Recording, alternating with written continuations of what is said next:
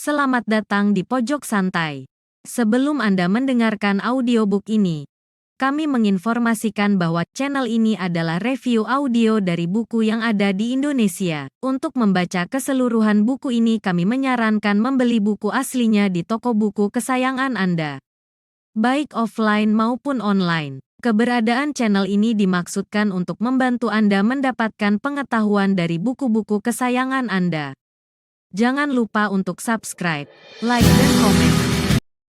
Santai, channel khusus yang membahas komik dan novel dengan cara asik. Pihak kerajaan berkabung selama 2 minggu atas wafatnya Pangeran Ontowiryo yang misterius penyebabnya. Akankah bisa terkuak misteri itu? Yuk langsung saja disimak video berikut ini.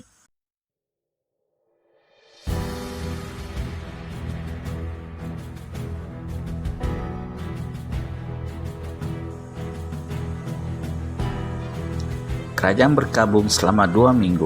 Sebelum jenazah dimakamkan keesokan harinya, terlebih dahulu disemayamkan di pendopo besar istana. Ratusan pejabat tinggi kerajaan, termasuk para adipati dari berbagai penjuru datang melayat. Bahkan, di bawah penjagaan ketat, rakyat jelata juga diberikan kesempatan untuk menyatakan rasa duka cita mereka. Sementara itu, para pimpinan pasukan dibantu oleh tokoh-tokoh silat istana secara diam-diam melakukan penyelidikan sebab musabab kematian Pangeran Ontowiryo. Larut malam, sebelum Sri Baginda masuk ke peraduannya, pati kerajaan diminta datang menghadap. Sesuai dengan suasana yang dihadapi, sang pati menduga bahwa pemanggilan itu tentu saja ada seluk-beluknya dengan upacara pemakaman besok. Namun, alangkah terkejutnya pati ini karena Sri Baginda hanya bicara sedikit lalu menanyakan sesuatu. Paman Pati, sewaktu orang banyak diberi kesempatan melayat, aku melihat seorang tua berpakaian serba putih yang aku kenal dengan nama Gama Manyar, ahli ukir barang-barang perak. Apakah kau melihatnya siang tadi? Pati Wulung Kerso yang sudah berusia lanjut mengangguk. Tentu saja saya melihatnya, Sri Baginda. Apakah kau juga melihat gadis berparas cantik yang datang bersamanya? Tanya Sri Baginda lagi. Iya, saya melihat gadis itu. Siapakah gadis itu, Paman Pati? Tak sempat saya selidiki. Kehadirannya memang menarik banyak perhatian karena kejelitaan parasnya dan kehalusan kulitnya. Apakah Sri Baginda menaruh kecurigaan terhadap gadis itu atau terhadap Gama Manyar? Raja tersenyum dan mengusap-usap dagunya yang ditumbuhi bulu-bulu kasar. Jauh dari itu, Paman. Baru kali ini aku melihat perawan secantik itu. Kurasa dia merupakan perempuan tercantik di seluruh kerajaan ini. Apa pendapatmu, Paman? Saya rasa begitu, Sri Baginda, menjawab sang pati. Aku ingin menambah perbendaharaan isi keputren. Dengar kata-kata sang raja, Pati Wulung Kerso angkat kepala. Kini dia tahu apa sebenarnya maksud Sri Baginda memanggilnya. Sungguh tidak habis pikir pati tua ini. Dalam suasana berkabung begitu rupa, malah jenazah Pangeran Ontowiryo masih belum dimakamkan. Sang ayah, raja di kerajaan itu, telah memikirkan bahkan tertarik pada seorang gadis dan bermaksud mengawininya. Dunia hampir kiamat agaknya. Kenapa kau terdiam, Paman Pati? Sri Baginda bertanya. Saya perlu petunjuk lebih lanjut, Sri Baginda, kata Pati Wulung Kerso. Aku ingin mengambil gadis itu. Apa kau masih belum jelas? Sebagai istri atau gundik, Sri Baginda? Raja tertawa lebar.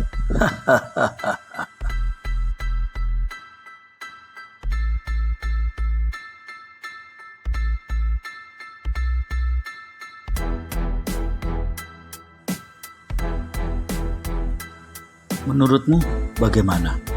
Sebagai istri, tentu saja tidak mungkin. Karena, maaf Sri Baginda, Sri Baginda sudah punya 4 istri. Berarti sebagai gundik saja. Bagus kalau kau mengerti begitu. Sekarang kau kutugaskan untuk menghubungi Gama Manyar, menyelidiki siapa adanya gadis itu, dan sekaligus mengatakan maksudku mengambilnya sebagai gundik. Saya akan melakukannya, Sri Baginda, namun harap maaf. Mengingat kita masih dalam suasana berkabung, apa maksud itu tidak bisa ditunda sampai 14 hari? 14 hari terlalu lama, Paman Patih. Besok, selesai upacara pemakaman, kau utus seseorang untuk memanggil Gama Manyar dan sampaikan maksudku. Katakan pada orang tua itu, apapun hubungan gadis itu dengan dirinya, itu satu kehormatan baginya. Kelak, dia akan kuangkat jadi juru ukir istana. Berarti dia akan menerima sejumlah tunjangan setiap bulan dari istana. Kalau begitu, Tita Baginda, saya akan melaksanakannya. Saya mohon diri, hari hampir pagi. Sebagai seorang patih, ternyata Wulungkerso bukan seorang yang bisa menahan rahasia. Maksud Sri Baginda hendak mengambil gadis yang datang bersama Gama Manyar sebagai gundik dituturkannya pada beberapa pejabat istana. Salah seorang yang akhirnya mengetahui hal itu adalah Sindu Kalasan, tokoh silat yang dikenal dengan gelar Datuk Tongkat dari Selatan. Sebagai seorang raja, tentu saja Sri Baginda bisa berbuat begitu, kata Datuk Tongkat berbisik-bisik pada Patih Wulungkerso.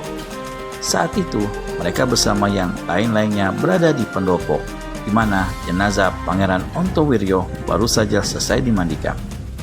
Hanya, apakah tidak perlu asal-usul gadis itu diselidiki lebih dulu? Seharusnya memang demikian. Namun mengingat dia datang bersama Gama Manyar, orang tua yang termasuk dalam daftar bersih, maka hal itu rasanya bisa dilupakan. Hanya menurutku, waktunya yang kurang tepat, terlalu tergesa-gesa memikirkan gundik jelita, padahal putranya dikubur pun belum. Datuk Tongkat hanya tersenyum kecil mendengar kata-kata sang patih. Sebentar dia meraba pinggangnya. Kelihatannya kau kurang sehat. Iya, sakit pinggangku kambuh lagi, jawab sang datuk. Padahal rasa sakit di pinggangnya itu adalah bekas hantaman pukulan Wiro Sableng beberapa hari lalu. Setelah berpikir-pikir sejenak, Datuk Tongkat berkata, terus terang, gadis itu memang cantik sekali.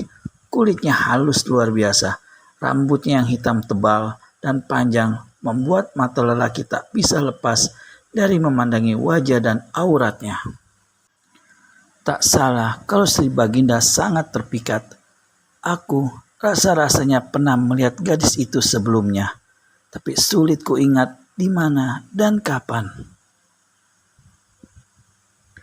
Patih Wulungkerso menepuk-nepuk bau sang datuk seraya berkata, itu hanya rasa-rasamu, Datuk. Begitu sifat lelaki jika melihat perempuan cantik. Aku khawatir kau pun terpikat. Kau betul, tapi siapa yang berani bersaing dengan Sri Baginda? Menjelang rembang petang setelah siangnya dilakukan pemakaman jenazah Pangeran Ontowiryo, seorang utusan patih kerajaan datang ke tempat kediaman juru ukir Gama Manyar. Pak Juru Ukir, kau diminta datang menghadap Patih Wulungkerso sekarang juga. Sang utusan menyampaikan pesan. Diam-diam, Nawang Suri ikut mendengarkan pembicaraan dari ruangan sebelah. Jika patih kerajaan menyuruh menghadap, pasti ada sesuatu yang penting. Mungkin menyangkut soal ukir-mengukir. Apakah sebagai utusan kau mengetahui maksud patih kerajaan memanggilku? Bertanya Gama Manyar. Baginya, pemanggilan dirinya hanya berarti dua. Dirinya dicurigai atau jeratnya sewaktu membawa Nawang Suri melayat ke istana sudah tepat mengenai diri Sri Baginda yang diketahuinya memang seorang lelaki mata keranjang. Saya hanya seorang suruhan Pak Juru Ukir. Mana saya tahu maksud patih. Harap Bapak ikut saya sekarang. Kereta sudah disiapkan di luar. Kereta? Membatin Gama Manyar. Kalau begitu, mungkin sekali jeratku sudah mengena. Jika bukan untuk satu berita yang kutunggu-tunggu, Mana mungkin Patih mengirimkan kereta untuk menghormatiku. Jika aku dicurigai, pasti serombongan pasukan sudah mengurung rumah ini. Gamamanyan menganggukkan kepala pada utusan yang datang. Baiklah, sebelum pergi aku akan memberitahukan keponakanku dulu, katanya. Beberapa saat sebelum matahari terbenam, Gamamanyan kembali diantar dengan sebuah kereta. Itu masuk ke rumah, Nawang Suri langsung menemuinya. Si orang tua mengintai dari balik jendela. Setelah memastikan orang yang tadi mengantarnya telah pergi jauh, baru dia membalik dan berkata, "Sungguh tidak kusangka rencana kita akan terlaksana lebih cepat dari yang kuduga. Jerat yang kita pasang telah mengena. Apa yang telah terjadi, Empu? Sri Baginda melihat Den Ayu sewaktu melayat kemarin. Tadi sore, Patih Wulung Kerso meminta saya menghadap, memberitahu kalau Sri Baginda telah memutuskan mengambil Den Ayu sebagai gundiknya. Kalau begitu, kita harus menyusun rencana lebih terperinci. Pertama, mengatur saat yang tepat kapan saya harus membunuh raja. Lalu, kapan orang-orang kita menyerbu istana mengambil alih kekuasaan."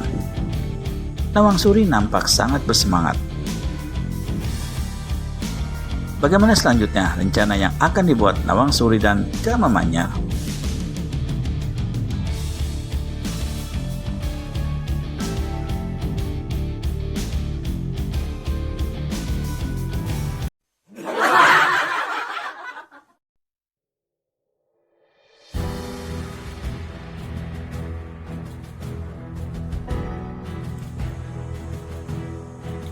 Apa yang telah terjadi, Empu?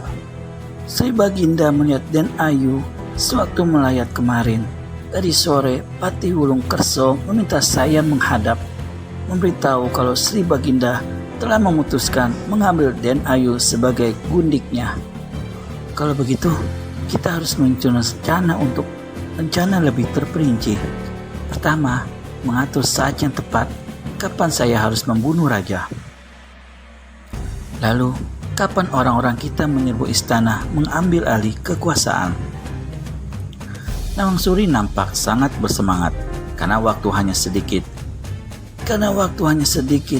Kita harus bertindak cepat Den Ayu. Malam ini juga saya akan menemui orang-orang kita di Susukan. Sri Baginda akan memboyong Den Ayu ke istana 2 hari di muka. Pada malam pertama dia memasuki kamar Den Ayu, itulah saatnya dia harus dibunuh. Saya nanti akan membuatkan peta istana hingga Den Ayu bisa mudah menyelinap melarikan diri. Menjelang pagi, Den Ayu sudah harus muncul kembali memimpin orang-orang kita merebut istana. Bagaimana dengan tugas juru masak rahasia? Apakah dia mampu menyiapkan racun untuk tokoh-tokoh istana? Orang kita yang satu ini nampaknya penggugup. Saya sudah menarik dia dari istana sebelum kedoknya terbuka. Berarti kita tetap mulai dengan membunuh raja lebih dulu. Pasukannya akan menyerbu istana. Apakah jumlahnya cukup kuat? Jumlah pasukan kita memang tidak besar Den Ayu, namun unsur dadakan selagi mereka berada dalam suasana geger akibat kematian raja membuat kita berpeluang besar untuk mengambil alih kekuasaan. Kalau begitu, Empu segera saja berangkat ke Susukan. Memang, saya akan segera berangkat saat ini juga. Menurut Patih Wulung Kerso, atas kehendak raja, dia akan mengirimkan beberapa orang petugas untuk menjaga rumah dan sekitarnya malam ini. Saya pergi sekarang Den Ayu. Baik Empu, hati-hatilah, kata Nawang Suri. Secepatnya orang tua itu keluar, dia segera menutup pintu. Di dalam kamarnya, Nawang Suri mengambil keris mustiko geni dan mencabut senjata ini dari sarungnya. Sring! Sinar merah menerangi kamar. Keris sakti, kau akan mendapat tugas berat. Setelah itu, kau akan kembali menjadi lambang dan tumbal tahta kerajaan. Gadis itu cepat sarungkan senjata mustika itu kembali. Ketika di luar didengarnya suara derap kaki-kaki kuda mendatangi. Tak lama kemudian terdengar suara ketukan di pintu. Nawang Suri menyelipkan mustiko geni di pinggang lalu keluar dari kamar. Ketika pintu depan dibuka, sesosok tubuh tinggi besar tegak di hadapan Nawang Suri. Orang ini langsung menjurah hormat dan dengan kepala agak tertunduk ia berkata, "Gusti Ayu, saya diperintahkan patih kerajaan untuk memimpin penjagaan di sini malam ini. Saya butuh celeng, datang bersama 2 orang bawahan." Selesai berkata begitu, baru orang tersebut mengangkat kepalanya.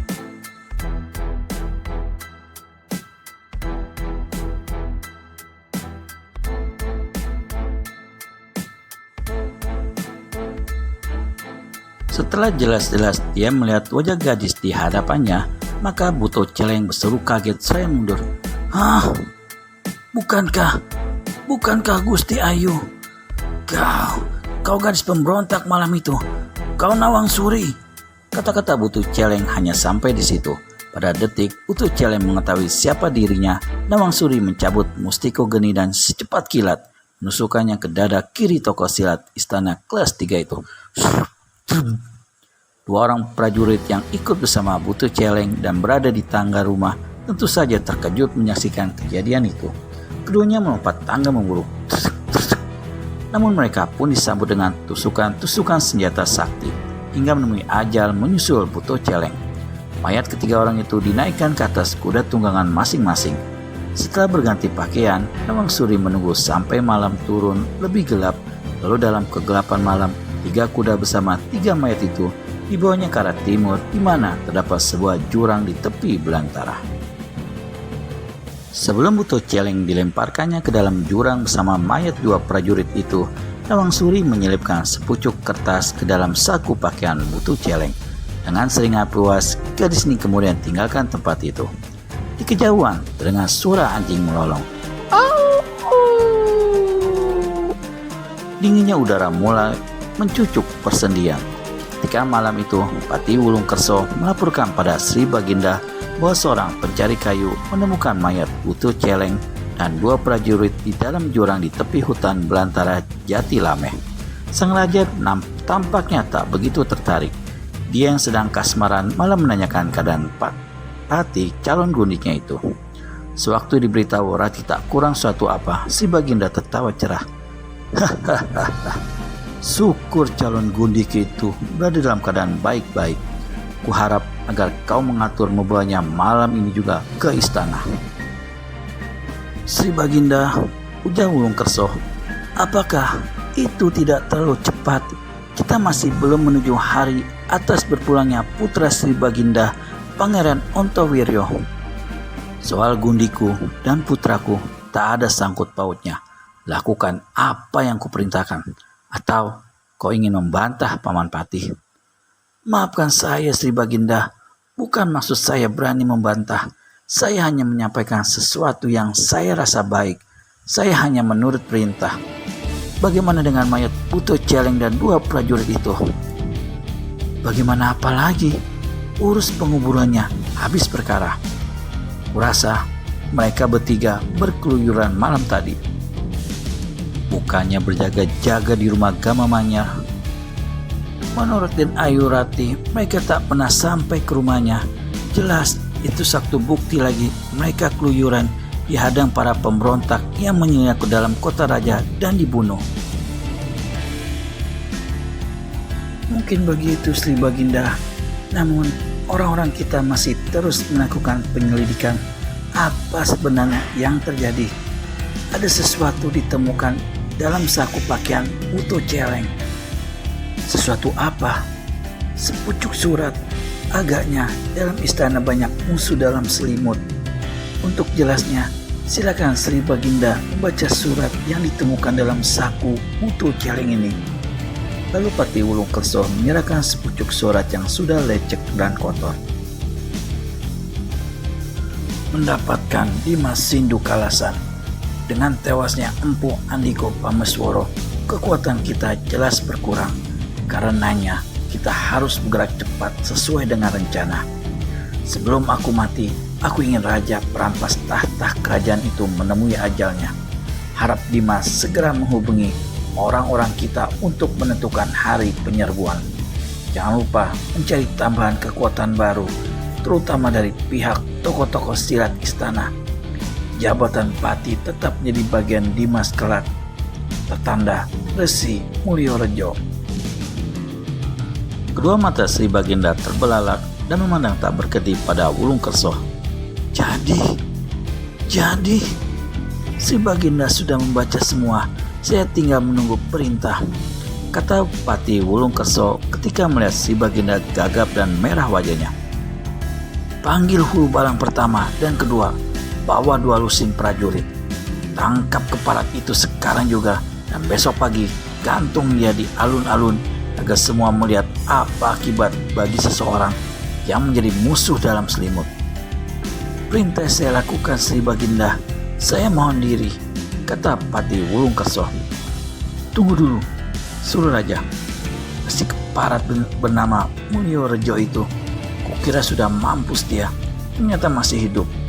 Apa sampai saat ini orang-orang masih belum mengetahui di mana tempat persembunyiannya? Manusia satu itu sulit dilacak, licin seperti belut. Sudah, pergi lakukan tugasmu, Paman Pati. Aku tak mau dengar cerita panjang lebar tentang kehebatan Resi Keparat itu. Yang penting menangkap dan memancungnya. Lalu satu hal, jangan lupa, Rati, gadis akan jadi gundik baruku, harus berada di istana malam ini juga. Aku sudah memerintahkan kepala rumah tangga istana menyiapkan sebuah kamar baru di ujung kanan keputrenan. Baik, Sri Baginda, semua perintah akan saya lakukan, kata Pati Wulungkerso lalu menjurah dan berlalu dari hadapan sang raja. Sebagai tokoh silat tingkat tinggi istana, Sindukalasan alias Datuk Tongkat dari Selatan mendapat tempat kediaman dalam lingkungan bangunan-bangunan istana. Rumahnya, sebuah gedung kecil tapi mewah, terletak di sebelah timur pintu gerbang. Ia tengah duduk berangin-angin di langkan gedung sambil mendengar nyanyian seorang kaula. Ketika rombongan utusan Pati Wulungkerso muncul, langsung menyerahkan surat yang ditemukan dalam saku pakaian Buto Celeng. Ini fitnah, busuk keparat, teriak Datuk Tongkat saya menggebrak meja kayu di hadapannya hingga hancur berkeping-keping. Buak! Surat itu diremasnya lalu dibantingnya ke lantai. Bagaimana kelanjutan Datuk Tongkat selanjutnya? Temukan jawabannya di video selanjutnya hanya di channel Pojok Santai. Segera subscribe dan tekan tombol lonceng untuk mendapat notifikasi video terbaru dari kami. Terima kasih dan sampai bertemu kembali.